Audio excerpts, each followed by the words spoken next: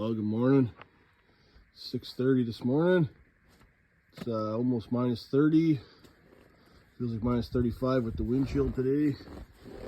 And today, unfortunately, is my last day off and I gotta go back to work.